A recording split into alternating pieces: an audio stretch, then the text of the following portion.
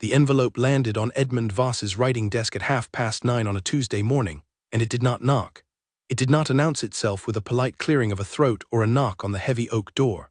It arrived the way bad news always arrives in old families, quietly, sealed with red wax, carried by a man who already knew what was inside and had chosen to say nothing about it. Hargrove, who had served the Voss household for 31 years, set the letter down with 2 fingers and stepped back. He was a tall man, thin in the way that men who have spent decades indoors tend to become thin, with silver hair brushed flat against his skull and eyes that had long since learned to say nothing while seeing everything. Edmund did not look at the envelope immediately. He finished the sentence he was writing in the leather-bound ledger open in front of him, pressed the pen cap back into place, and then picked up the letter. He turned it over once. The seal was his father's, the Callaway crest, a stag head above a crossed oak branch, pressed so hard into the wax that the stag's antlers had cracked slightly at the tips.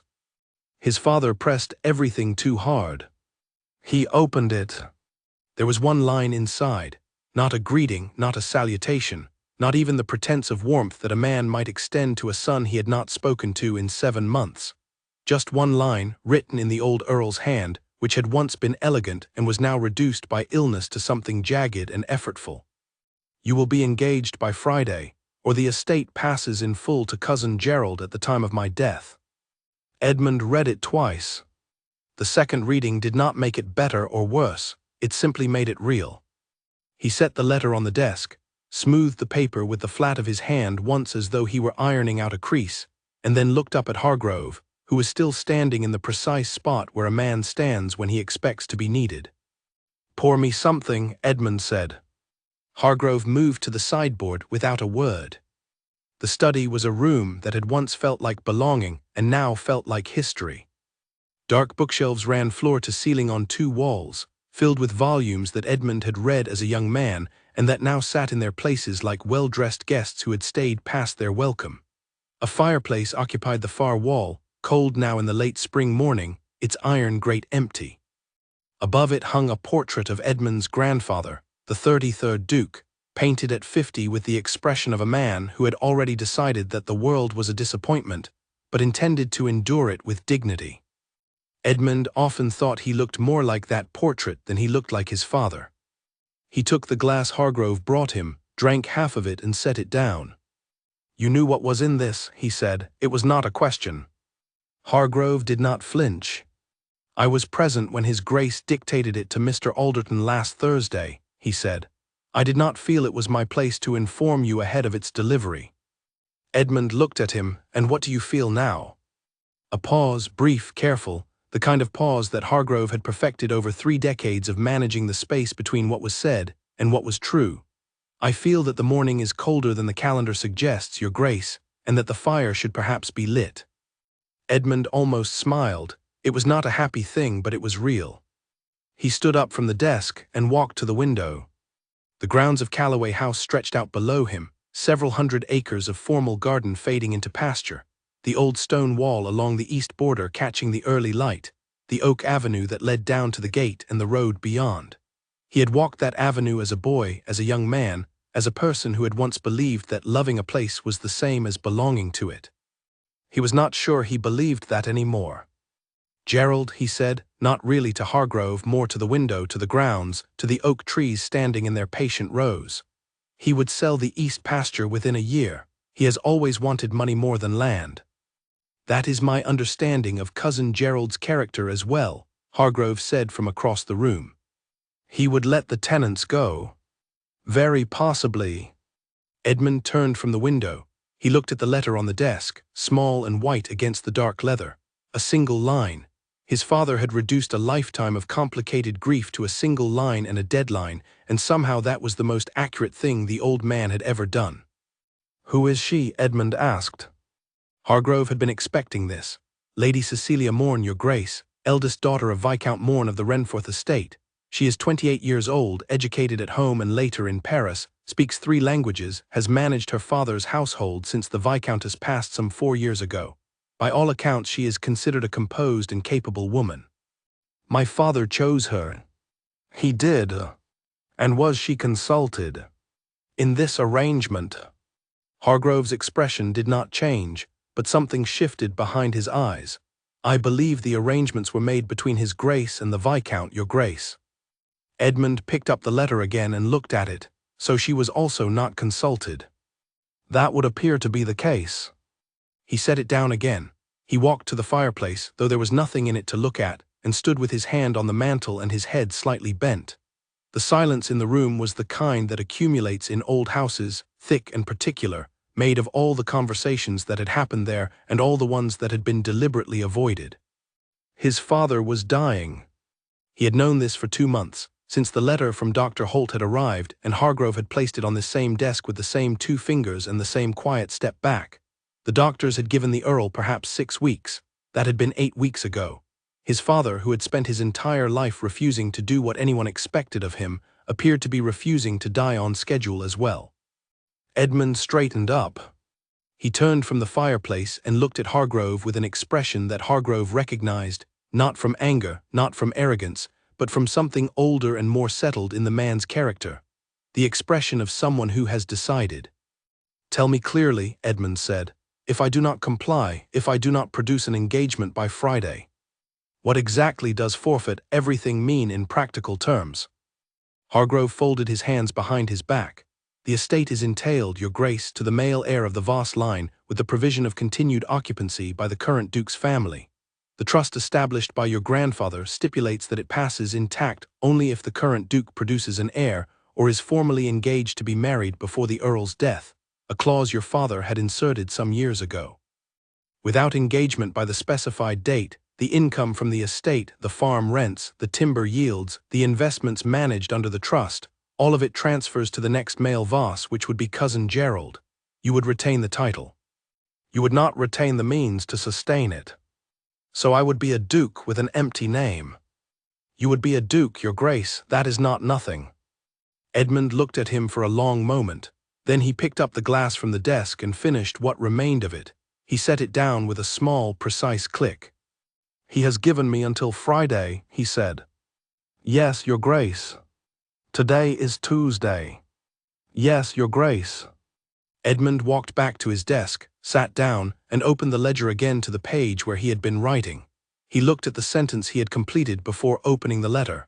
It was a note about the projected crop yield on one of his tenant farms, written in his clean, careful hand.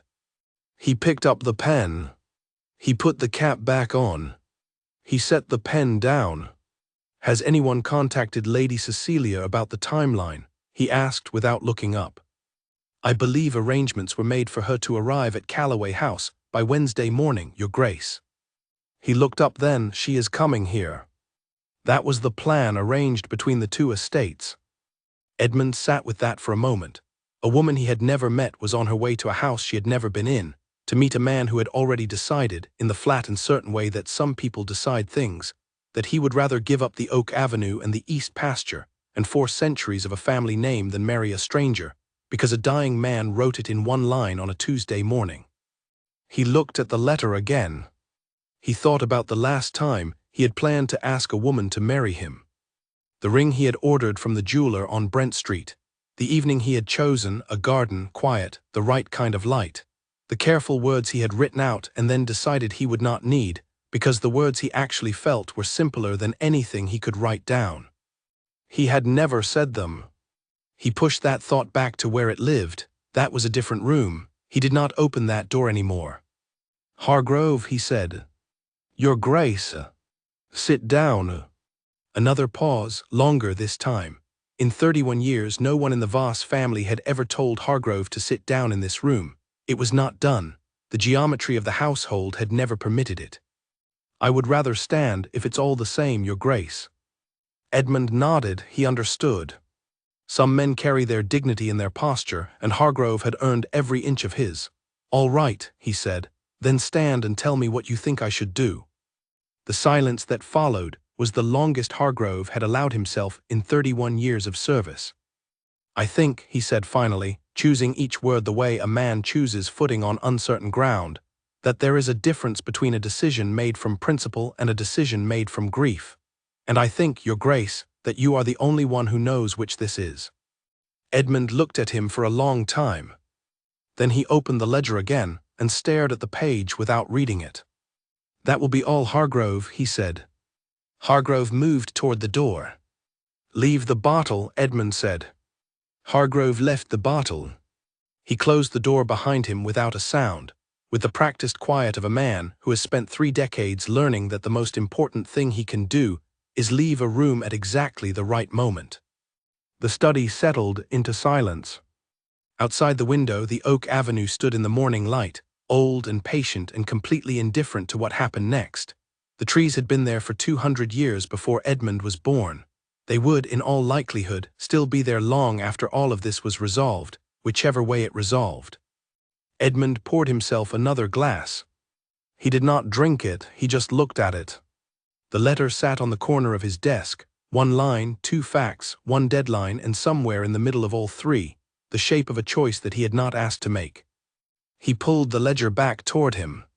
He uncapped the pen. He began to write not about crop yields this time, but about numbers, his own, the consultancy which his father called an embarrassment and which Edmund had built alone over 5 years, the income it produced, the amount it would cost to rent modest rooms in the city, the amount it would cost to live without the trust, without the farm rents, without the estate behind him. He wrote the numbers carefully, without rushing, the way he did most things he intended to face clearly. When he finished, he sat back in the chair and looked at the sum. It was not a comfortable number, but it was not nothing. His father had written 1 line and called it an ultimatum. Edmund looked at his own page full of numbers and thought that there was more than one way to write the ending of a thing. He did not know yet what he was going to do. But for the first time since the envelope had arrived at 9:30, the tight, cold knot in his chest loosened by 1 degree, not because the problem had solved itself, but because he understood, looking at those numbers, that he was not entirely at the mercy of a decision someone else had already made. He had options. He did not know if they were good ones. But they were his. He capped the pen again, set it in its place, and looked out the window at the oak avenue where the morning light had moved slightly, the shadows shifting as the sun climbed. He watched the shadows move for a while without thinking about anything in particular. Then he got up, straightened his jacket, and went to find Hargrove to tell him that the fire could go unlit today. He was going for a walk. Lady Cecilia Morne arrived at Calloway House on a Wednesday morning, and she arrived exactly on time. This was not an accident. Cecilia did most things deliberately, including arriving at places at the precise hour she had said she would. It was a habit she had developed over years of managing a household where the difference between order and chaos was often a matter of whether someone had appeared when expected or kept everyone waiting. She had kept no one waiting in so long that the habit had become a kind of character. The carriage came through the gate and up the stone drive at 9:45 in the morning.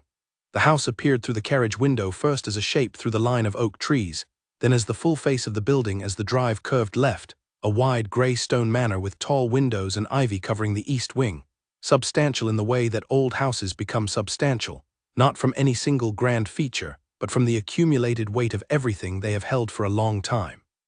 Cecilia looked at it without expression. She had been told about Calloway House. She had read what there was to read about the Voss family, had looked at the estate maps that her father's solicitor had produced, had understood the financial terms of the arrangement with the clarity of a woman who had been managing accounts since she was 22, and had learned that understanding numbers honestly is the only way to avoid being surprised by them later. She understood the numbers very well. Her father's estate, Renforth, had been in difficulty for 7 years, not the dramatic, visible kind of difficulty that people talk about in parlors, the quiet kind.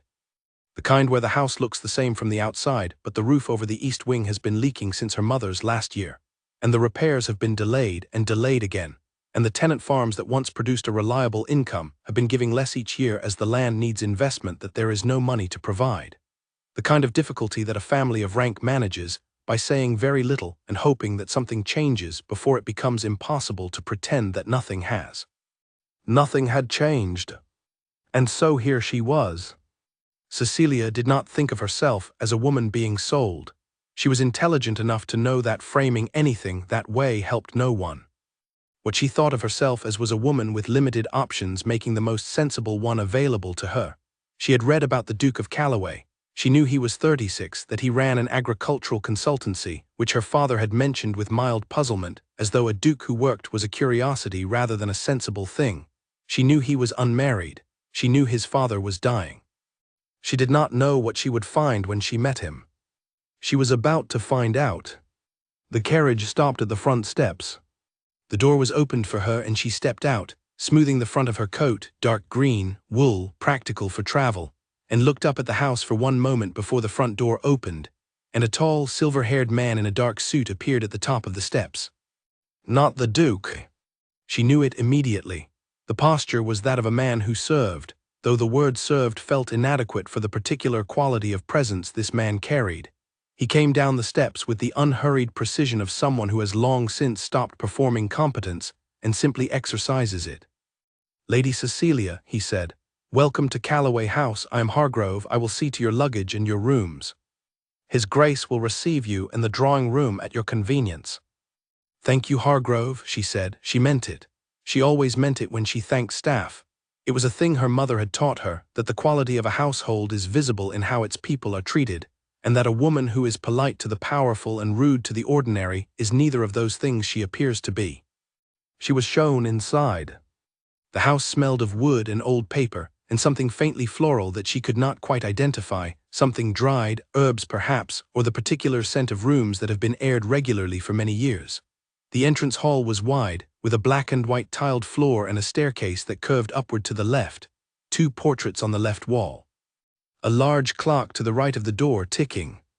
She was led to the drawing-room. Edmund Voss was standing by the window when she entered. He was taller than she had expected.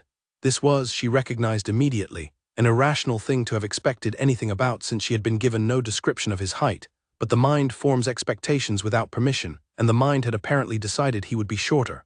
He was not. He was tall, with dark hair that needed cutting, wearing a jacket that was well-made and slightly rumpled in the way that well-made things become when a person puts them on without thinking about them. He had the look of a man who had once paid attention to how he appeared, and had at some point decided there were more interesting things to pay attention to. He turned when she came in. His face was not what she had expected either. She had expected, from the facts of his situation, a duke, a title, a dying father, an arranged marriage, a face arranged around some kind of authority.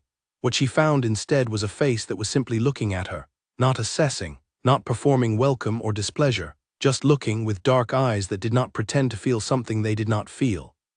She respected this immediately, even as she found it uncomfortable. "Lady Cecilia," he said. "Your Grace," she said. "Please," he gestured to the chairs near the fireplace. "Sit down." She sat. He came away from the window and sat across from her, with the careful arrangement of a man who has been thinking about how to begin a conversation, and has not yet decided where to start. She decided to begin it for him. "I imagine this is awkward," she said. He looked at her. The faintest thing moved through his expression, not quite surprise, something quieter than that. "Yes," he said. "I thought it might help to say so plainly," she said, "rather than spend the next hour making conversation about the weather or the journey." "I appreciate plain speech," he said. "Good." She folded her hands in her lap. "Then I will tell you plainly that I know the terms of this arrangement, that I came because my family's situation made it the sensible thing to do, and that I have no particular attachment to the outcome. I am not here because I want to be a duchess. I am here because being practical is the only skill I have found consistently useful." He was quiet for a moment. "That is a very honest thing to say to a man you have just met." It seemed better than the alternative. "Which is pretending for 3 days, and then arriving at the same point, having wasted everyone's time." Something shifted in his face. Not warmth exactly, it was too early for warmth, but something that might eventually become it. A small unlocking, like a door that hasn't been opened in a long time, giving slightly on its hinges. "My father chose you," he said. "Yes, without asking you." She looked at him evenly. "Without asking either of us, as I understand it." He nodded slowly. He looked at the cold fireplace, then back at her. "I am not angry at you," he said, and there was something careful in the way he said it, as though he were being precise about the geography of an emotion he had been mapping privately. "I want you to know that, Whatever I decide, it is not directed at you." "I didn't assume it was," she said. "Some people would have. Some people have less to think about." He almost smiled at that. It was the same almost smile that Hargrove had seen the morning before, not a happy thing, but a real one. Tea arrived then, brought by a young maid who set the tray with the focused attention of someone determined not to be noticed, and the two of them sat in the drawing-room of Calloway House and drank tea, and said mostly sensible things about mostly nothing for the next 40 minutes. Cecilia noticed everything. She noticed the way he held his cup, as though he had forgotten it was there and would occasionally remember and take a sip. She noticed that he sat forward slightly in his chair, the posture of someone accustomed to thinking, not to presenting himself. She noticed the way he looked at the window when he was not speaking, not vacantly, but with focus, as though the view were a problem he was working through. She noticed that his hands, when he set the cup down, were not the hands of a man who spent his life indoors. There were calluses that came from something practical. Work, she thought, real work. The agricultural consultancy her father had mentioned with bewilderment suddenly made more sense in the context of those hands. After the tea, he showed her the house. He did it without ceremony, without the pride of a man displaying his inheritance. He walked her through the main rooms with the practicality of someone showing a person around a house they are considering renting. Here is the library, here is the dining room, here is the gallery where 4 centuries of Voss family portraits stared out from their frames with varying degrees of apparent contentment. She stopped in front of one. An old man painted at perhaps 70, with white hair and an expression of settled resignation that she found strangely familiar. Not the face, the expression. "Your grandfather?" she asked. "Yes," Edmund said. "He looks like a man who made peace with something he didn't choose." Edmund looked at the portrait for a moment. "He lost his first wife very young," he said. "He remarried because the family required it. My grandmother," he paused. "By the end they were very close." Cecilia looked at the portrait and then at Edmund. He was not looking at her. He was looking at the painting, and in his face she saw, briefly and clearly, something that was not about his grandfather at all. She did not ask about it. She was not ready to ask about it, and she had the good sense to know when she was not ready for a thing. They finished the tour in the garden, where the late spring had begun to show itself in the flower beds along the south wall, yellow and pale purple, the practical beauty of things that grow whether you tend them or not. They stood at the low wall at the garden's edge and looked out over the pasture beyond, where 2 horses were moving slowly through the long grass at the far end of the field. "It's a beautiful estate," she said. She meant it. She did not say it to flatter him. "Yes," he said simply. "Are you going to give it up?" He looked at her sideways. The directness of the question sat between them for a moment. "I don't know yet," he said. She nodded. "I appreciate you saying yet rather than no." It seemed honest. "It is." She looked back at the horses in the pasture. "For what it's worth, I would not want a husband who married me under compulsion. I would rather know now than discover it later. And if I told you now that I cannot do this?" She was quiet for a moment. "Then I would go home," she said, "and I would find another way through my family situation. There is always another way. It may not be the good way, but there is one." He looked at her with that same careful quality she had noticed from the start, the look of a man who is actually hearing what is said, and not simply waiting for a pause in which to speak. "You are not what I expected," he said. "I rarely am," she said, and there was no pride in it. Just the plain fact of a woman who had been underestimated enough times that she had stopped being surprised by it. The afternoon light was beginning to lengthen across the garden. Somewhere across the house, a clock struck the hour, 3 long, even notes, carrying through the quiet air of the estate with the unhurried patience of something that has been marking time in this place for a very long time. Cecilia straightened, smoothed the front of her coat, and looked at the house. "I think I would like to rest before dinner," she said. "Of course," Edmund said. He walked her back through the garden to the house, and the distance between them as they walked was not the distance of strangers, but the slightly different distance of 2 people who are not strangers, yet but who are beginning, cautiously, to consider the possibility. That evening, Hargrove set the dinner table for 2. He did not comment on this. He set it with care, the good china, the correct glasses, the arrangement of things that signaled a household paying attention to a guest. He moved through the dining room with the quiet efficiency of a man who has learned that the most useful thing he can do is prepare the space and then remove himself from it.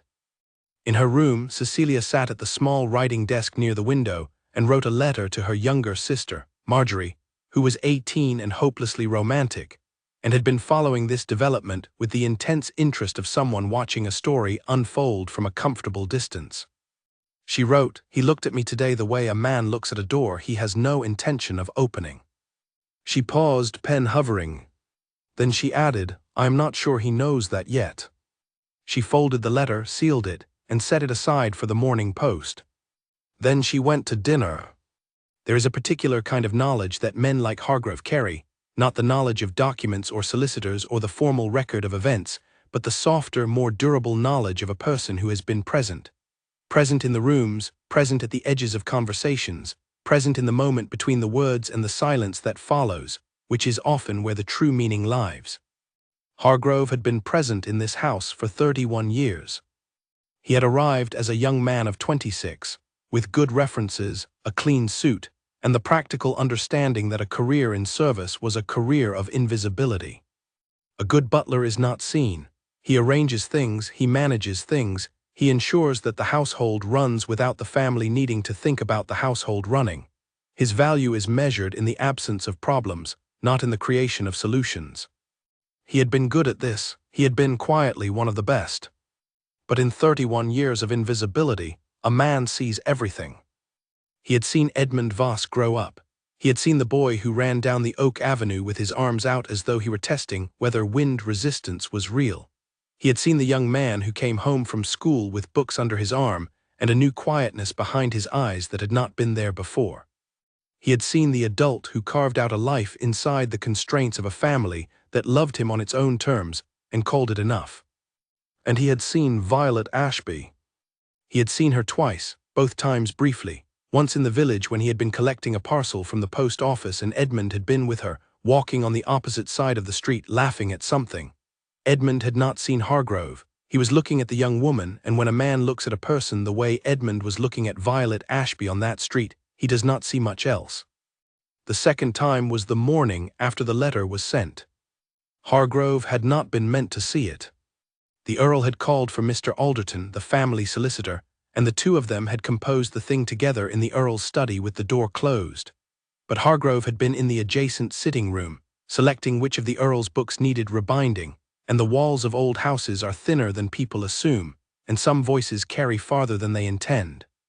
He had not meant to hear, but he had heard enough. He had gone to his own room that evening, and sat with what he knew for a long time.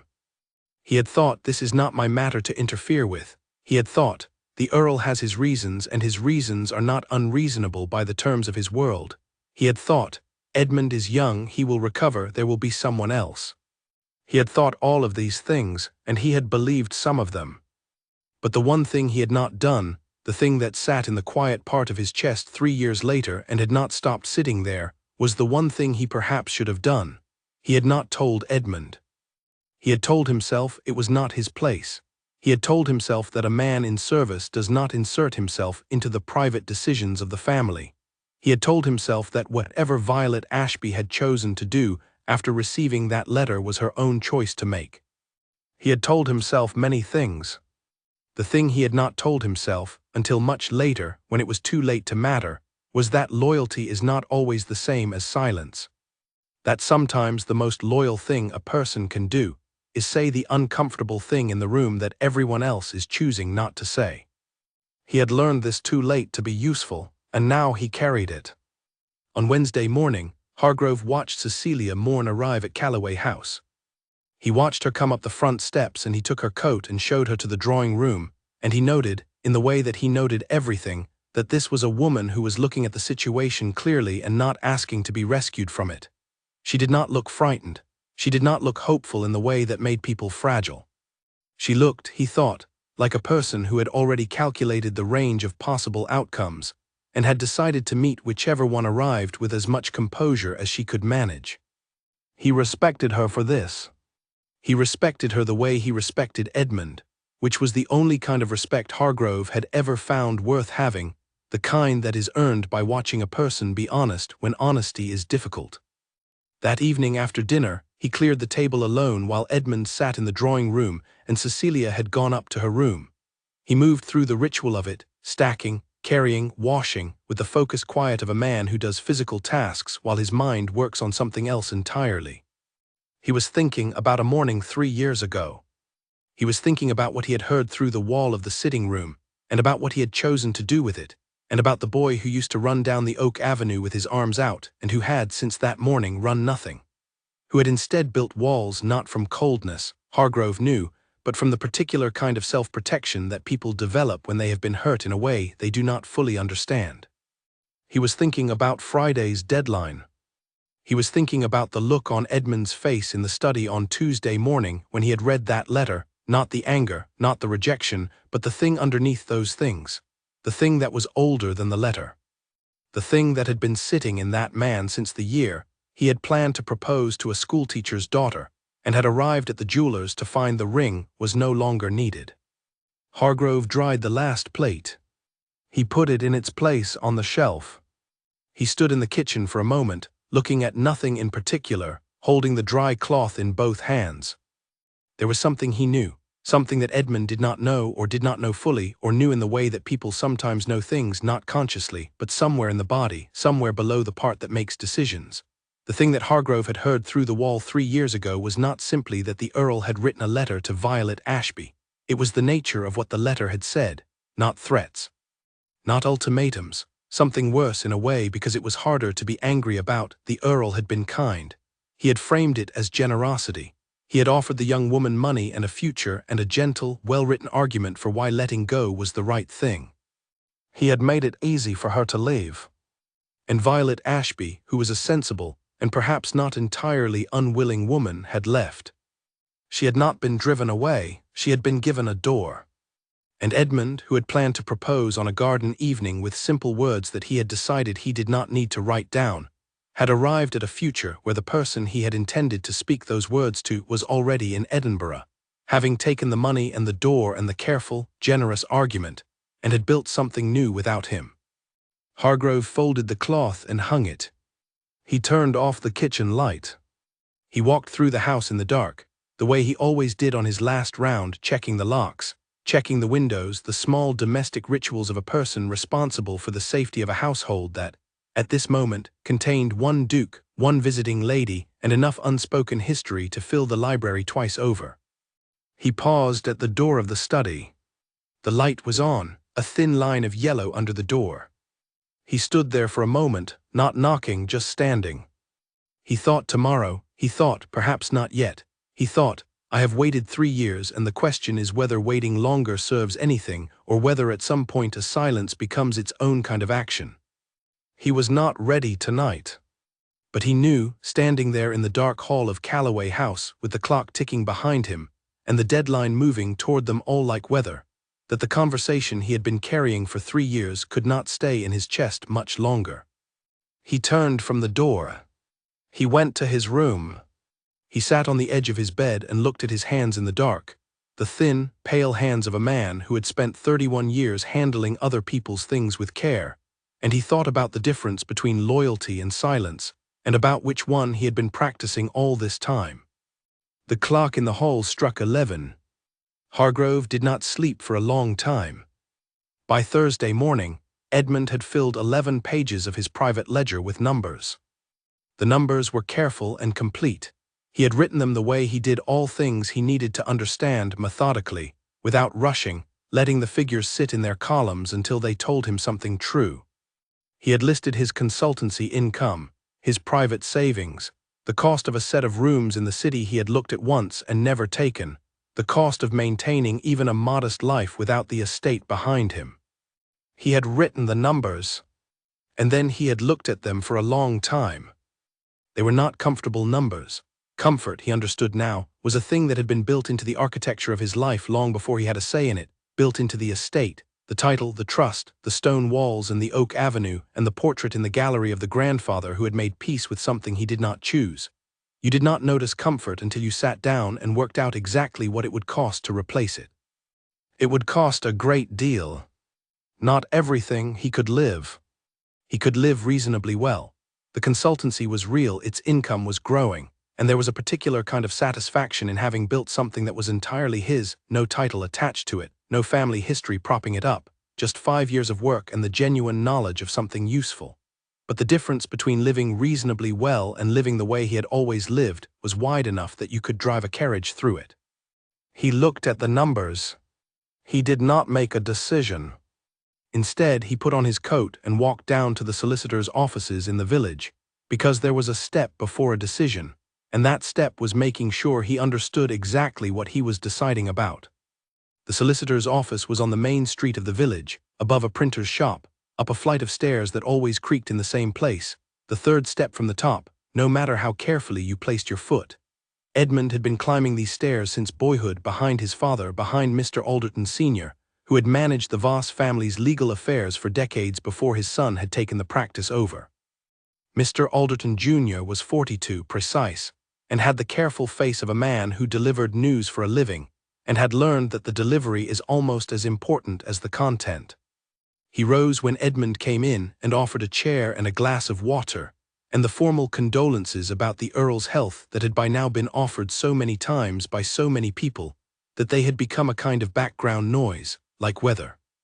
Edmund sat down. He asked his questions. He asked them clearly and in order, the way he had written them down before leaving the house, and Mr. Alderton answered them with the same precision, pulling documents from a folder that had clearly been prepared for exactly this meeting. The estate was entailed. This was not new information. The terms of the trust were what he had understood them to be. If the engagement was not formalized by the deadline, and formalized meant officially announced, with documentation, not merely the intention, then the process of transfer would begin at the Earl's death. And there is no legal challenge, Edmund asked. To the terms of the trust, Your Grace, the trust was established by your grandfather and confirmed by your father with full legal standing. There is no basis for a challenge that would succeed in the time available. I'm not asking if it would succeed, Edmund said. I'm asking if there is a challenge possible. Mr. Alderton looked at him for a moment. There is always, in theory, a legal avenue. In practice, the challenge would take years and the outcome would be uncertain and the costs would exceed whatever I recovered. Yes, Edmund sat back, I thought so. He asked about cousin Gerald. He asked this not out of curiosity about Gerald as a person. Edmund had met Gerald perhaps 4 times in his life, and had found him to be the kind of man who smiled at everyone and meant it toward no one, but out of the practical need to understand what happened to the tenants, the farms, the household staff, the people whose lives were braided into the estate in ways that were not visible in the trust documents. Mr. Alderton had less to say about this. It was outside the legal scope. What Gerald did with the estate after transfer was Gerald's own business. Edmund thought about the old couple in the East Cottage, who had farmed that land for 40 years. He thought about Hargrove. He thanked Mr. Alderton. He walked back through the village without hurrying. The morning was bright and cool, the kind of spring day that seems to promise something without specifying what. A few people nodded to him as he passed, the woman who ran the bakery, the man from the grain merchants, a child who stared at him with the focused curiosity of someone who has been told that this man is important but has not worked out why.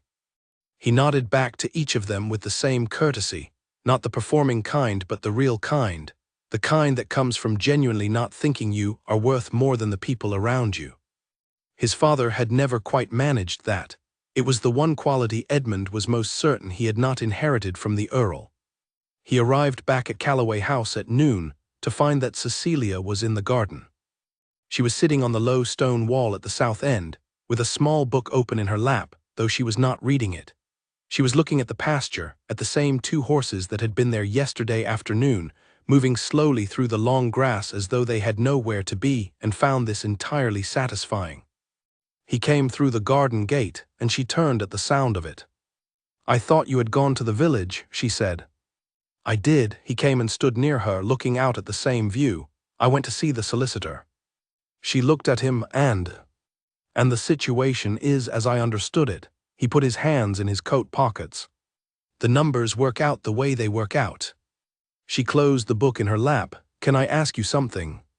Yes. Is the thing that's stopping you about me, or is it about something else? The directness of it was extraordinary. Not rude, there was nothing rude in the way she asked. The tone was level and without accusation, but extraordinary in the way that a window is extraordinary when you have been sitting in a dark room and someone opens it suddenly and the light comes in all at once. Edmund looked at the horses in the pasture. Something else, he said. I thought so, she said. She was not pleased by this or hurt by it. She said it in the way that people say things when they have already suspected the answer and are simply confirming what they know. You don't have to tell me what it is. I know. But I think you should tell someone, she said. If you haven't, you're carrying it the way people carry things when they've convinced themselves it's not heavy, and things that are carried like that tend to get heavier, not lighter. He looked at her then. She was looking at the pasture. Her profile in the spring light was composed and calm, the face of a woman who has learned to be steady because someone around her usually isn't. When did you become so wise? He said, and there was something in his voice that was not quite amusement and not quite grief and was both things together. She turned to look at him. 4 years of being the only person in my household who reads the accounts. He understood that. He understood it more than he would have expected. They stood there for a while, two people with separate and incompatible pressures standing in a garden on a Thursday morning, looking at horses in a field, saying very little. Hargrove appeared at the garden door at noon to tell them that lunch was ready. They went in. After lunch, Edmund went back to his study and looked at his 11 pages of numbers and did not write anything new. He sat with the numbers the way you sit with a problem that is mostly solved and that you are delaying the last step of because the last step is the one that cannot be undone. He thought about what Cecilia had said. Carrying something that is not actually light. He thought about the ring that had been ordered from the jeweler on Brent Street. He had never collected it. He had cancelled the order by letter, a polite, brief letter that said only that the item was no longer needed. He had not explained. The jeweler had not asked. He pulled the ledger toward him. He turned to a clean page. He did not write numbers this time. He wrote a name. Violet. He looked at it for a long time. Then he closed the ledger over it, stood up from the desk, and went to find something to do with his hands that was not thinking. He found it in the east garden, where the old stone wall had developed a section of loose mortar that the groundskeeper, an aging man named Collins who had worked on the estate for 22 years, had been meaning to repair since the autumn. Edmund located the lime mix in the garden shed, found the tools where they always were, and spent 2 hours in the afternoon sun pressing mortar into the gaps in the old wall with his bare hands. Collins found him there at 3 o'clock and stood for a moment watching with the expression of a man who is deciding whether to be surprised. "Your Grace," he said. "Collins," Edmund said without turning around. "I was going to get to that wall next week." "I know," Edmund said. "I needed something to do." Collins thought about this. He was a practical man, Collins, with the weather-worked face of someone who has spent most of his life outside, and he had been around the Voss family long enough to understand that there were moments when a man needed to put his hands in something real, and that the correct response to those moments was to bring him a cup of tea and leave him alone. "I'll put the kettle on," Collins said. "Thank you," Edmund said. He worked on the wall until the light started to go. The physical work of it, the weight of the trowel, the resistance of the old stone, the simple requirement of pressing and smoothing and filling gaps, did something to the noise in his head that thinking did not do. It did not solve anything. But it made the space between the thoughts slightly larger, and in that space Edmund found it possible to see things a little more clearly. He thought about his father. He thought about the 33 years of living in the shadow of a man who did not know how to love without controlling, who was not cruel but who was absolute, who believed that the best thing he could do for his family was to arrange it correctly, as though a family were a piece of furniture that could be placed in the right position and would thereafter simply remain. He thought about the way his father had once looked at him, years ago, when Edmund had first mentioned the consultancy as a serious endeavor and not a hobby. The way the Earl's face had arranged itself into the particular expression of a man choosing his words carefully so as not to say the ones he was actually thinking. And the words he had actually said, which were measured and restrained but which had contained inside them, perfectly preserved in amber, the true thing, that Edmund was doing something beneath him, that the title was a responsibility and the consultancy was an embarrassment, and that a man who had been given so much had an obligation to be what the given things required and not to go around quietly building something of his own as though the given things were not enough. Edmund pressed mortar into the wall. He thought about how much of his life had been spent proving that the given things were not the whole of him. He thought about Violet, who had seen the consultancy blueprints spread on his kitchen table and had not looked at them with embarrassment but with curiosity, who had asked questions, practical questions, good questions, the questions of someone who genuinely wanted to understand how a thing worked rather than whether it was the right kind of thing. He thought about the letter his father had written to her. He did not know what was in it. He knew only the outline, that it existed, that it had been sent, that it had arrived at a moment before he was ready. He did not know the words. He did not know if she had read it once or many times or whether she had replied. He did not know if she had left willingly, or whether the word willingly meant anything at all in the context of a young woman with no title and no standing receiving a letter from a dying man's father. He pressed mortar into the wall. The sun moved. Collins brought the tea and left it on the low garden bench without a word and disappeared back toward the greenhouse. Edmund sat on the bench, hands still dusty with lime, and drank the tea and looked at the repaired section of wall and thought about the difference between the things you are given and the things you build, and whether the ones you build matter more simply because you chose them, or whether that was a comfort you told yourself when the given things were taken away. He did not have an answer. He finished the tea. He went inside, he washed his hands. He knocked on the door of the study where he kept his personal correspondence, not the business ledger, but the smaller desk in the back room where he kept letters, a few photographs, and 2 or 3 items that had no practical value but that he had never been able to throw away. He opened the drawer. He looked at what was inside. He was looking for something he was not certain was there, something he had not looked for in 3 years, because looking for it would have required him to look at everything else in the drawer as well, and he had not been ready for that. He was looking for the letter he had written to Violet the evening before he had meant to propose.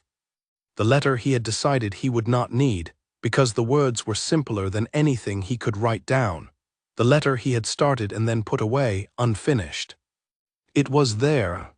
4 lines, his own handwriting. No salutation, no closing, just the start of something that had been interrupted by his own confidence. The confidence of a man who believes he does not need a draft for the most important thing he will ever say. He read the 4 lines. He sat at the back desk for a long time. Then he put the letter away and closed the drawer and turned off the light. The letter was in the study. Not his letter, not the 4 unfinished lines he had written himself, the other one, the one his father had written.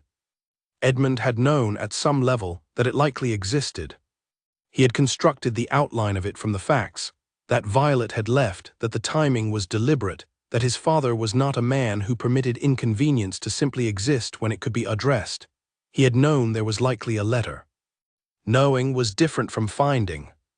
He found it on Friday morning, early, before Hargrove was up, before Cecilia came down, in the slant of first light through the east window of his father's private study. He had come here without quite planning to. He had woken at 5 with the familiar weight of something unresolved sitting on his chest, and had walked through the house in the early dark, and had ended up in front of his father's study, which he rarely entered, had rarely entered in years. The key was on the hook in the hall where it had always been, and the lock was stiff but opened, and the room smelled of old paper and leather, and the particular flat, medicinal air of a room that belonged to a sick man who was no longer using it. He had not turned the main light on, just the small lamp on the desk. He sat in his father's chair. He did not know what he was looking for, something to confirm something, some evidence of a thing he half believed and needed to fully believe or fully disbelieve before Friday's deadline made everything theoretical. The desk had 4 drawers. He had opened 2 of them before, years ago, looking for a land deed that the estate manager needed. He had not opened the bottom left drawer, which was locked. He sat looking at the locked drawer for a moment. Then he went to the small cabinet above the fireplace, where his father kept spare keys in an unmarked tin. He had known about the tin since he was 12, When his father had sent him to retrieve something and shown him where it was, he had never used the information until now.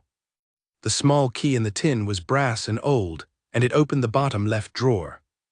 Inside was a folder, and inside the folder were letters, a small bundle of them, tied with a dark ribbon, with a handwritten index on the first page in his father's careful script. Edmund sat very still.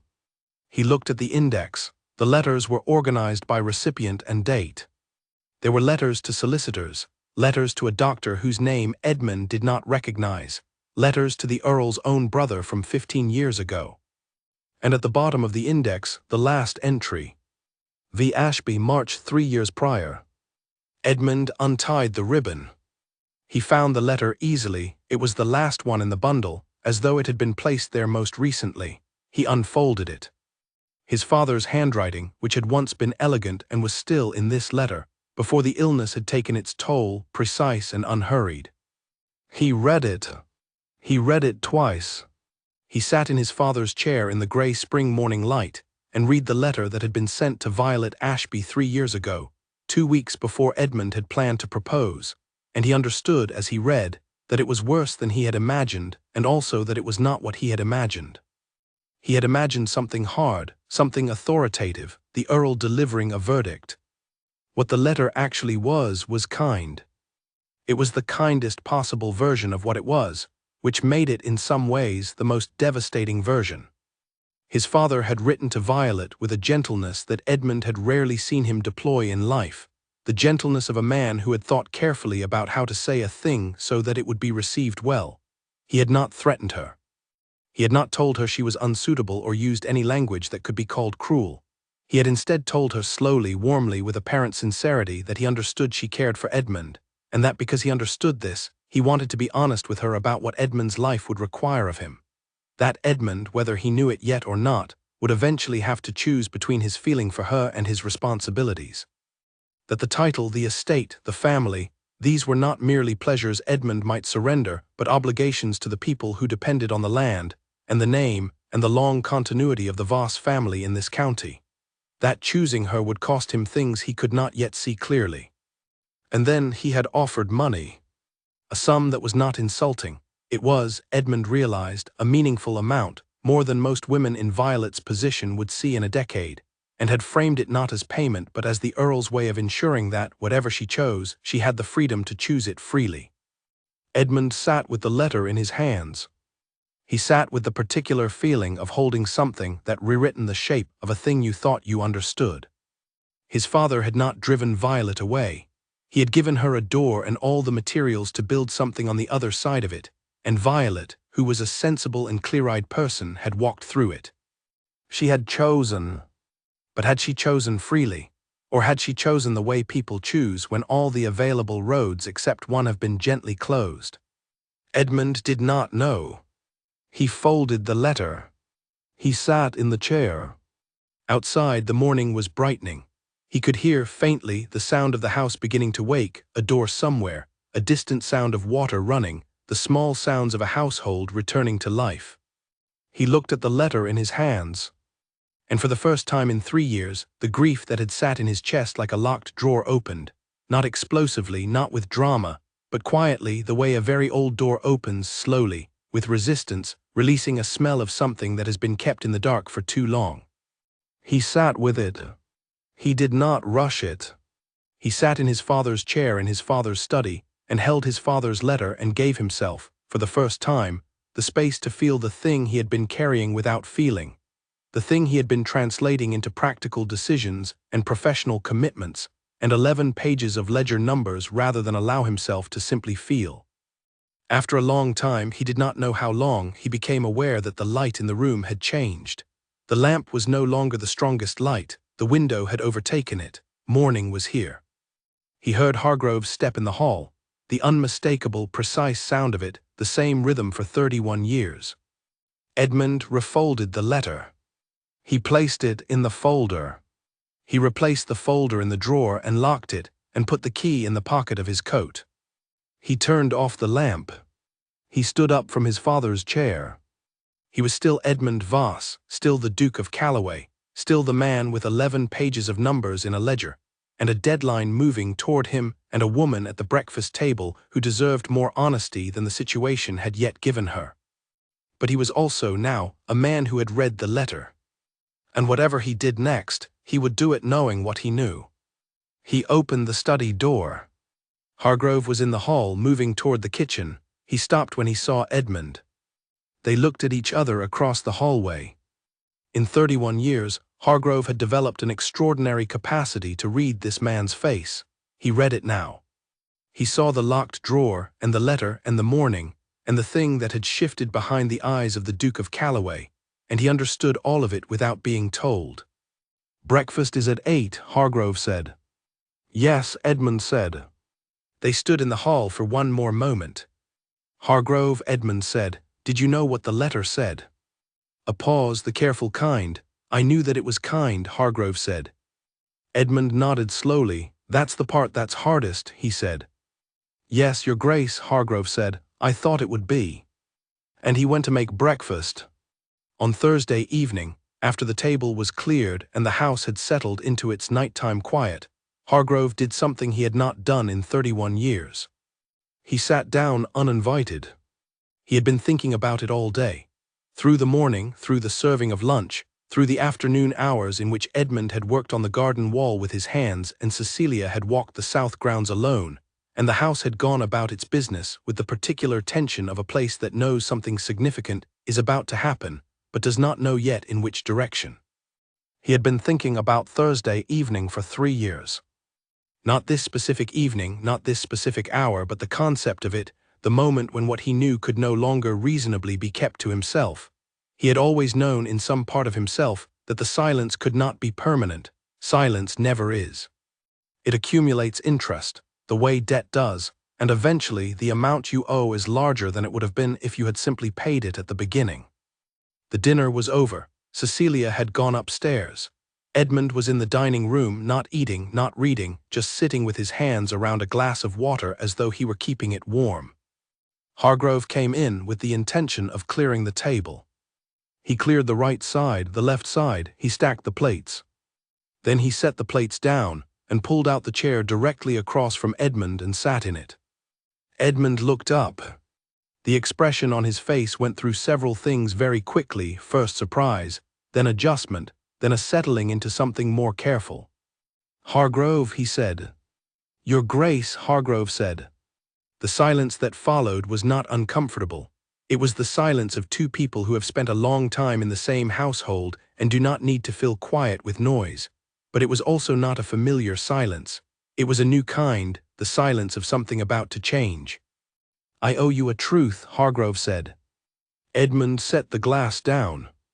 3 years ago, Hargrove said, and he did not look away because he had decided when he sat down that he would not look away, that if he was going to do this he would do it as honestly as it deserved to be done. "I was in the sitting room adjacent to His Grace the Earl's study. The door between the rooms was not fully closed. I was there working, and His Grace was dictating a letter to Mr. Alderton." Edmund was very still. "I heard the letter," Hargrove said. "Not every word, but enough." He paused. "I knew that a letter had been sent to Miss Ashby. I knew its general content. I knew that it arrived before you had spoken to her, and I knew when you came back 3 weeks later and asked no questions about where she had gone that you had not been told." The dining room was very quiet. "I told myself it was not my matter," Hargrove said. "I told myself that the decisions of the family were not mine to interfere in. I told myself several things that were partially true and entirely convenient." He folded his hands on the table. "I was wrong, I am sorry." Edmund did not respond immediately. He looked at Hargrove with the careful, assessing expression of a man who is deciding not what he feels, but whether what he feels is the right feeling, and taking the time to make sure. "Why are you telling me now?" he said.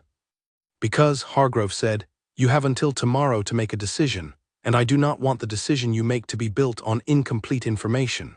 Whatever you decide about Lady Cecilia, about the estate, about any of it, you deserve to know what I know." Edmund looked at the table. "What did it say?" he asked. "The letter." "I don't know the words precisely. I know the shape of it. It was not cruel.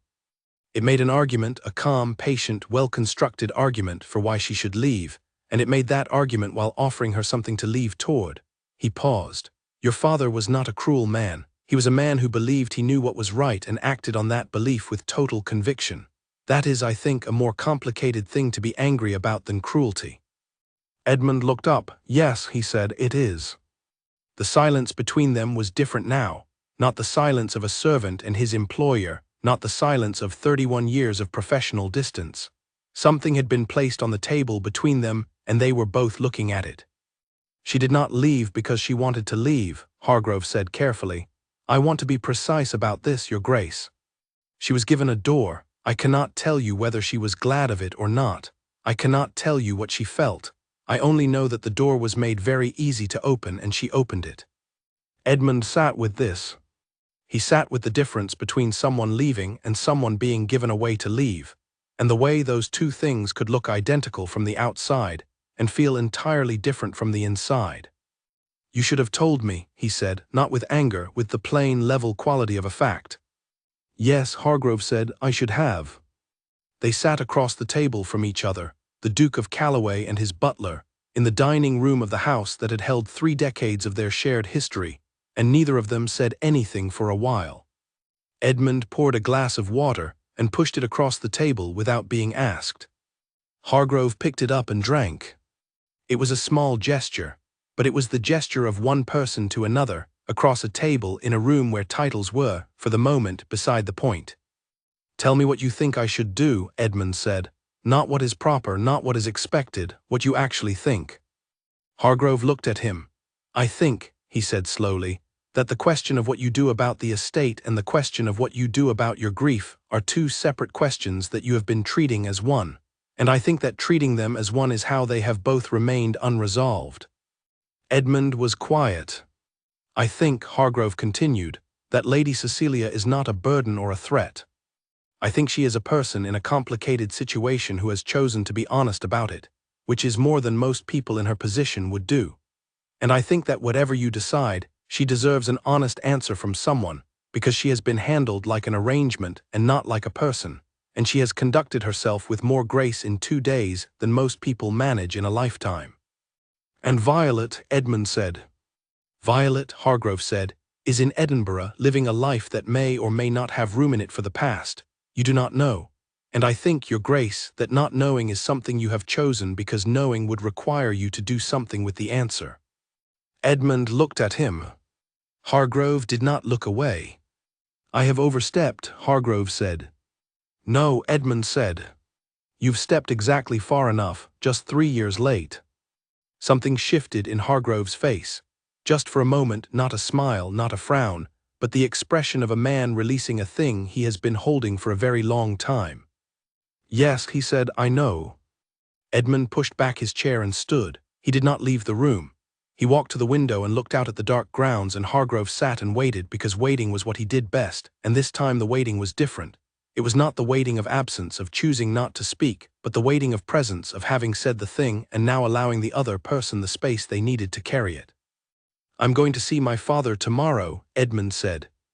"Yes," Hargrove said. "I don't know what I'm going to say."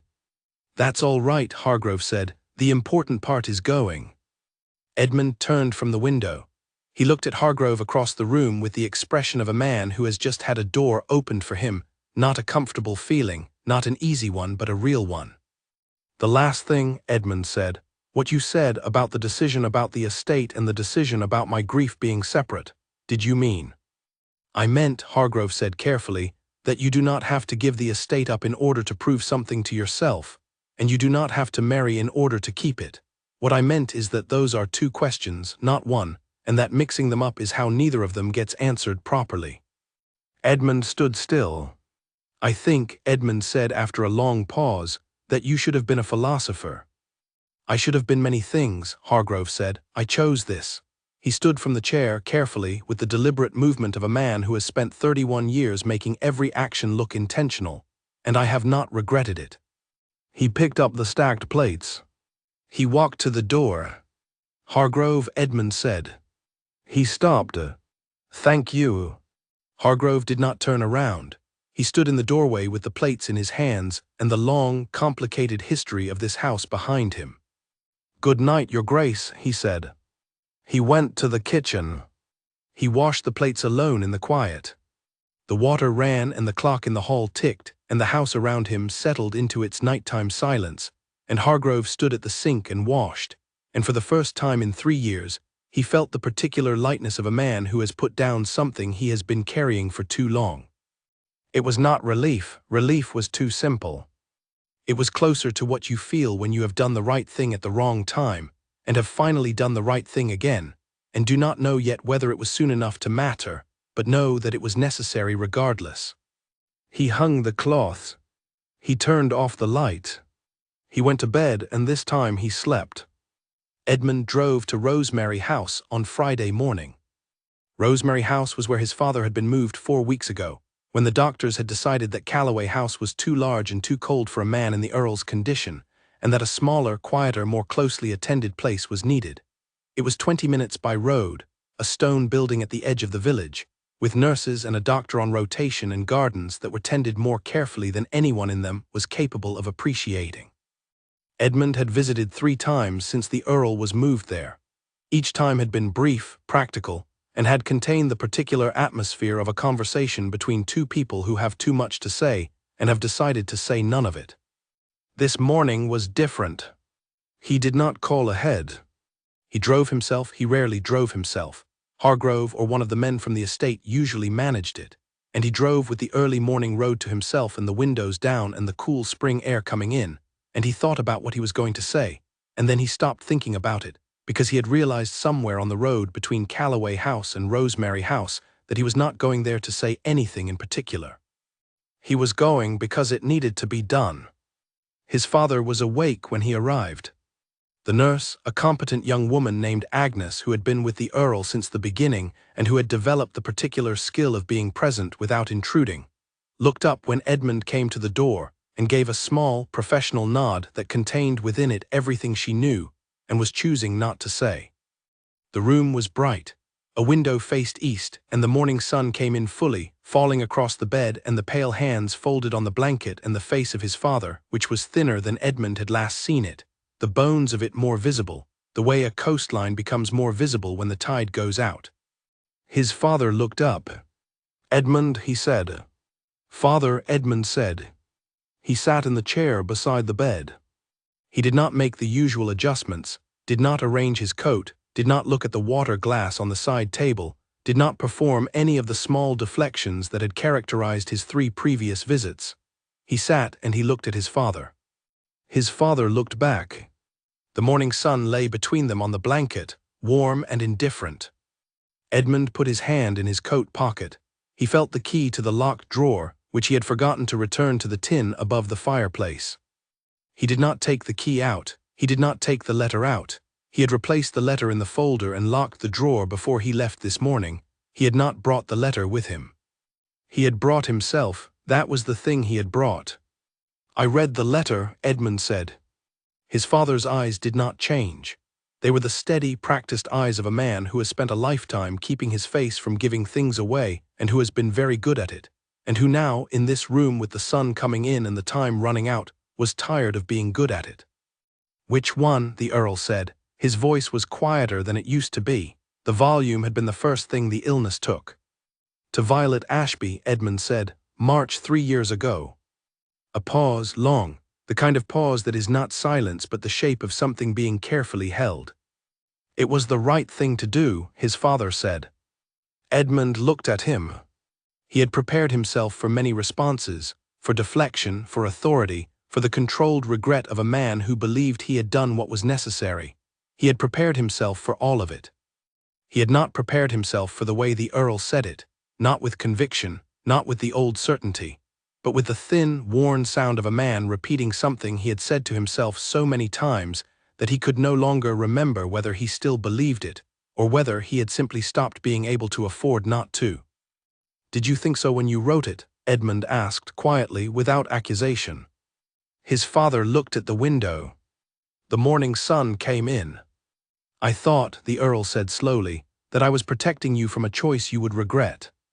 That the feeling you had was real, but the consequence of it would be a life that was harder than it needed to be, and that if I removed the choice before you had to make it, you would, in time, find your way to something better." You removed the choice, Edmund said, without asking me. Yes, sir. The word fell into the room simply, without defense or elaboration. Just yes. And in the yes was everything, the 36 years of a father who had arranged and managed and constructed and decided, and the particular exhaustion of someone who has reached the end of a life and begun, finally, to see the cost of all that arranging. I know, the Earl said. I know that now. I knew it perhaps sooner than I wanted to. Edmund sat with this. He had come here, he realized, with the intention of doing the thing that Hargrove had suggested without saying, of being present rather than purposeful. He had not intended to feel what he was feeling, which was complicated and multiple and would not resolve itself into a single clean thing. It was not forgiveness. It was not anger, though the anger was in it. It was not love, though that was also in it, somewhere, the old kind that you do not choose and cannot revoke. It was the feeling of looking at a person clearly and seeing all of them at once, the weight they carried, and the mistakes they made, and the love that was real underneath the decisions that were wrong. I'm not here to tell you it was right, Edmund said. It wasn't. No, his father said. And I'm not here to tell you it's all right. It isn't. No, his father said again, and something in his voice was smaller now, smaller than Edmund had ever heard it. I'm here because you're dying, Edmund said, and because there are things that can't be said after the fact. And because I think, whatever we didn't manage to be to each other, we deserved the chance to say them before it was too late. His father turned his head from the window. He looked at Edmund. And Edmund looked at his father. And between them was the whole complicated truth of a relationship that had been mostly conducted at a distance, through formality, through expectation, through the particular language of an old family in which feelings were present but rarely spoken, and love was shown through provision and arrangement and decisions made on another person's behalf, which is a kind of love, Edmund understood now, but only a kind, one that leaves the person it is directed at unseen. They did not have a conversation that resolved everything. They did not arrive at the moment of catharsis that stories sometimes provide because the story requires it. What they had was an hour. The sun moved across the blanket.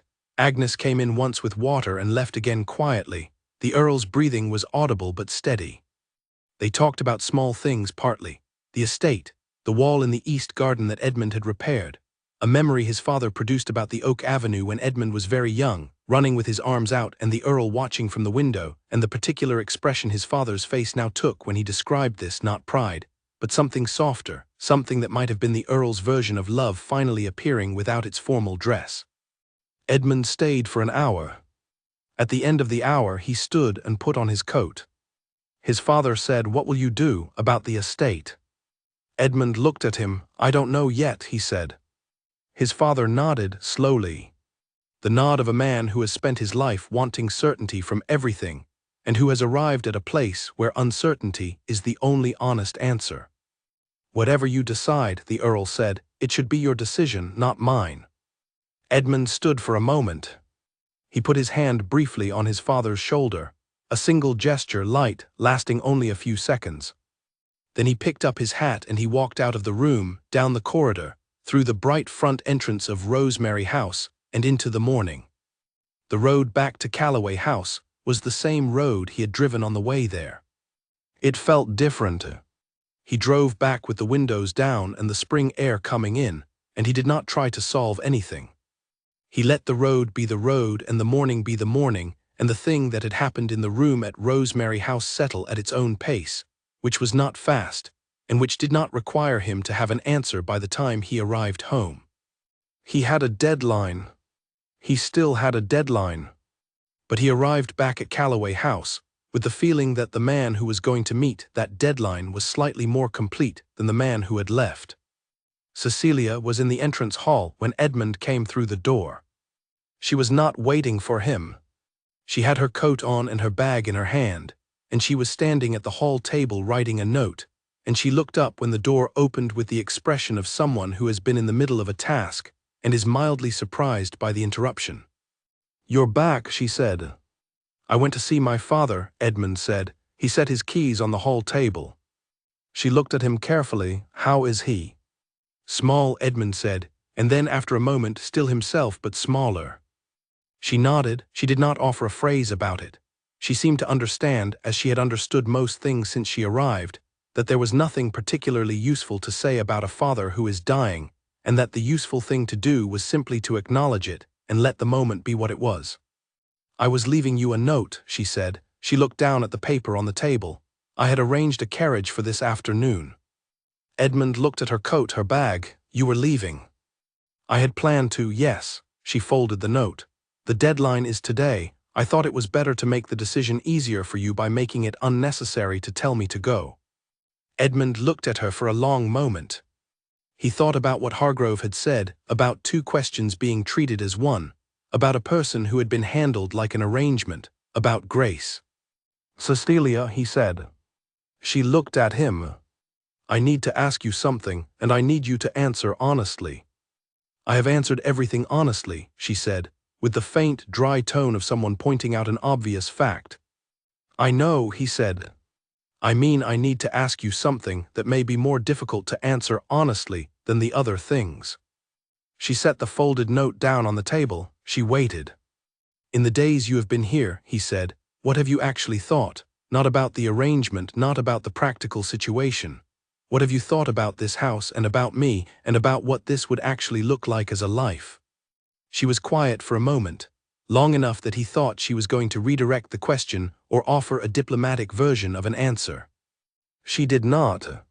"I have thought," she said carefully, "that this is a real house with real people in it, which is more than I expected. I have thought that you are a more honest person than your circumstances have required you to be. I have thought that the butler knows more than he says and has decided recently to say some of it." She paused. "I have thought that if I am going to enter into a partnership with someone, this would not be the worst one available. But I have also thought that a partnership requires two people who have chosen it, and I have not been certain you have chosen." "I haven't," he said, "not yet." "I know," she said. "But I want to tell you something." He looked at her steadily.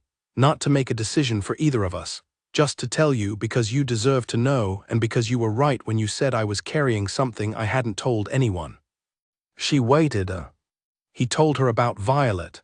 Not everything, the detailed version was his, and it was recent, and it was still being understood. But the shape of it, the intention, the ring from the jeweler, the morning he had found out she was gone, the 3 years of treating it as a closed subject. Cecilia listened without moving. When he finished, she was quiet. "So you've been angry at someone you couldn't confront," she said. "My father." "Yes, and since you couldn't confront him, you made the anger into a principle." She said it without judgment, just plainly. "I do not want a husband who married me to spite his father. That seems important to say." "I know," Edmund said. "That's why I told you, because if I offer you something, I want to offer you something real, not a gesture." She looked at him for a long time. The clock in the hall ticked. The morning light came through the window above the door, the way it always did at this hour, falling in a bar across the tiled floor. "What are you actually saying to me?" she said. "I'm saying," Edmund said, "that I don't know what I feel, about the estate, about the choice, about any of it. But I know that in 2 days you have been more honest with me than most people manage in a year, and that I would rather have that conversation continue than end it today because a deadline says it should." Cecilia looked at him.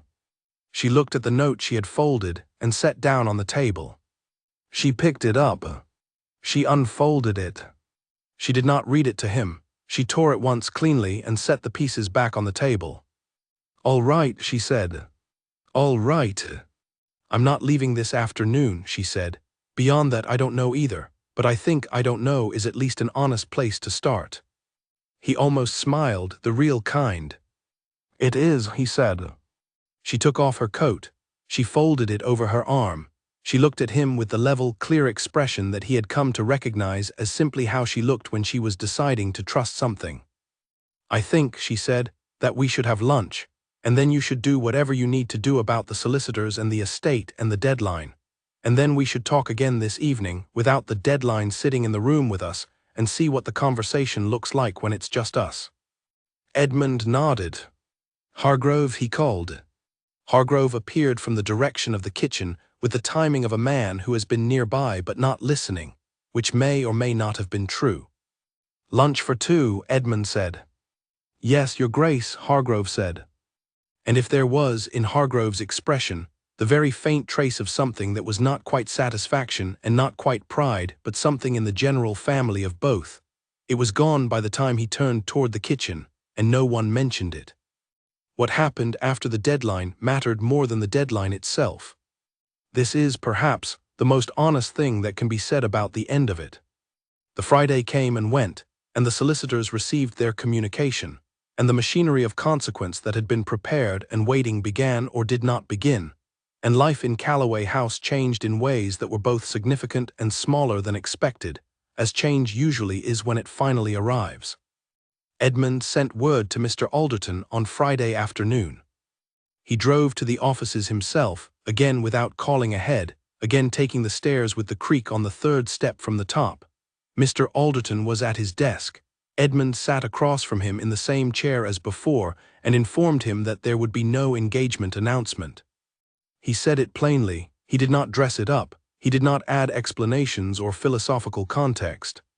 He said that the deadline had passed without the required condition being met, that he understood the legal consequences, and that he wanted the process managed with as much consideration for the tenants and the staff as the legal structure allowed. Mr. Alderton looked at him carefully. "There is one more thing," Edmund said. "I would like you to ensure that the process of transfer does not progress faster than the minimum legal requirement. Every day that can be gained while the Earl is still living is a day in which the situation may change. I am not asking you to do anything improper. I am asking you to be thorough and unhurried." Mr. Alderton was a careful man. He said he would do what the law permitted, which was, in fact, quite a lot of being thorough and unhurried, and he would begin immediately. Edmund thanked him. He went back to Calloway House. Cecilia was in the library when he returned.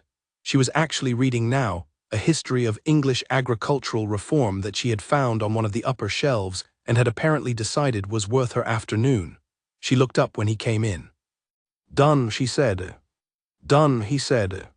She set the book in her lap, and "The estate passes, not today, not tomorrow, but the process begins." He sat in the chair across from her. "It is what it is." She looked at him for a moment. "How do you feel?" "Lighter," he said. He thought about it, which is strange. "Given that what happened is a loss." "It is less strange than you think," she said. "You have been carrying the weight of a decision that was made for you since you were 22 or 23 without your knowledge. Losing the thing is difficult. But the weight of the thing that was done," she paused, "that was heavier." He looked at her. "You said that like someone who understands it personally," he said. "My mother's illness," she said. "Her last year, decisions were made on her behalf that she would not have chosen, by people who loved her and believed they were helping." She opened the book again to her page. "I understand how the kindness of a wrong decision can be harder than the wrong decision itself." Edmund sat quietly with this. He thought about the letter in the locked drawer, the careful, generous, devastating kindness of it. He thought about his father's face that morning, the thinness of it, the tired repetition of what he had told himself for 3 years, that it was the right thing. He thought that perhaps the most honest thing that could be said about his father was that the Earl had been a man of deep conviction and real love, who had never learned to separate the two from the need to control the outcome, and that this was a limitation, not a cruelty, and that the difference between those two things was important even when the damage they caused looked identical from the outside. He did not say any of this aloud. Some things you arrive at slowly and carry quietly and do not need to announce. That evening, after dinner, Edmund and Cecilia sat in the drawing room and had the conversation that had been deferred by circumstances and deadlines, and the presence of too many loaded things in the room at once. It was not a dramatic conversation. It did not resolve everything. It did not end with a declaration of anything in particular. What it was honest. Two people who had spent 4 days in a complicated situation together, saying plainly what they thought and what they did not know, without performing anything for the other. Cecilia said that she was going home in the morning, that her family situation required her attention and she had been away long enough, that what had happened here was not what had been planned, and that this did not mean it had been without value. Edmund said he understood. He said that whatever came next, he was grateful she had been the person his father had chosen, rather than the alternative. He said this without irony and without cruelty toward his father, and she heard both of those things in it. She said that she would like to correspond. Not romantically, she was precise about this. In the clear-eyed way, she was precise about most things. But as two people who had seen something difficult together and had found that they could talk honestly, which was rarer than most people admitted. He said he would like that. Hargrove brought tea at 9. He set it down without comment, moved silently to the door and stopped. "Your Grace," he said. Edmund looked up. "Collins wanted me to mention that the wall in the east garden has dried well. He says it should hold for another 30 years. Edmund looked at him. "Good," he said. Hargrove nodded and left the room, and the door closed with its familiar, practiced quiet. Cecilia looked at Edmund. "Is that always how he is?" "For 31 years, Edmund said. She smiled, a real one with no performance in it, the smile of a person who finds something genuinely unexpected and has decided to be glad of it. The fire in the drawing room had been lit for the first time in weeks, and its light moved on the walls and the old books and the glass of the windows, where the dark outside pressed evenly against the warmth inside. The clock on the mantel ticked, unhurried, the way it had always ticked in this house, marking out the hours of a family through all the things that had been held here and all the things that had been let go. Edmund wrote to Violet that night.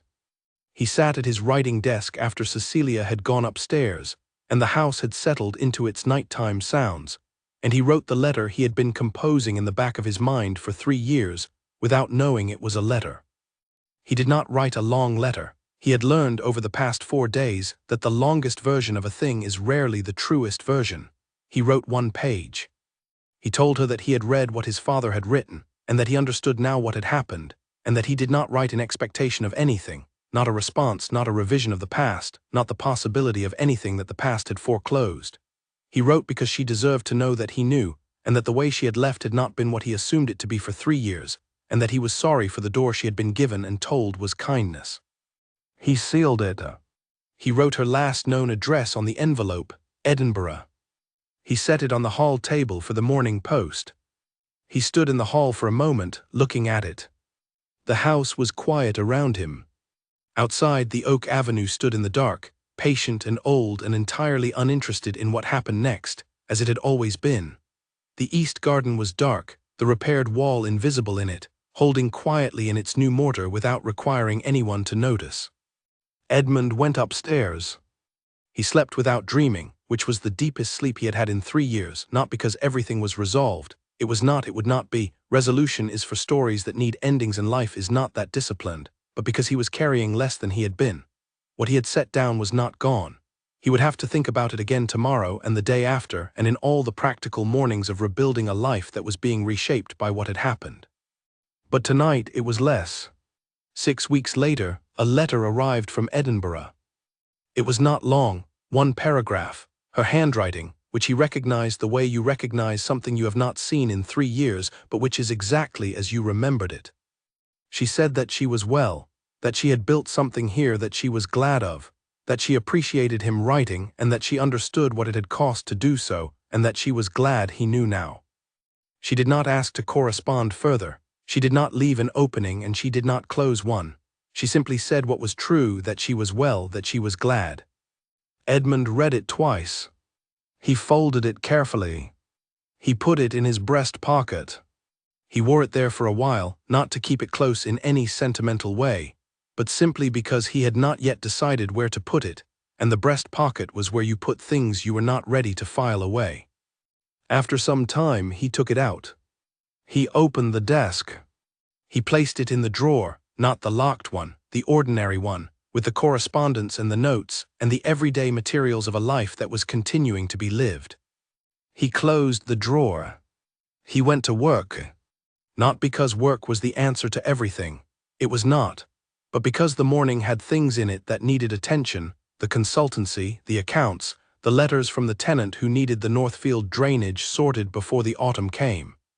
Because being useful was a way of being present, and being present was the only way forward that Edmund had ever found that did not require him to pretend the past was simpler than it was. Hargrove brought coffee at 8, as he had done every morning for 31 years, and set it on the corner of the desk without being asked. Edmund looked up from the pages in front of him. Hargrove, he said.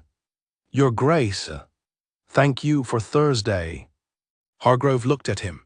In that look was everything that 31 years contains, the mornings and the losses and the mishandled things and the things done well, and the particular, uncategorizable shape of a loyalty that had been imperfect and had continued anyway. Thank you for listening, Hargrove said. He moved toward the door. And Hargrove, Edmund said. He stopped. Next time something relevant sits in your chest for 3 years, Edmund said, consider saying it sooner. The very faint, almost invisible thing that moved through Hargrove's expression lasted approximately half a second. I will take that under advisement, Your Grace, he said. And he closed the door as he always did, without a sound.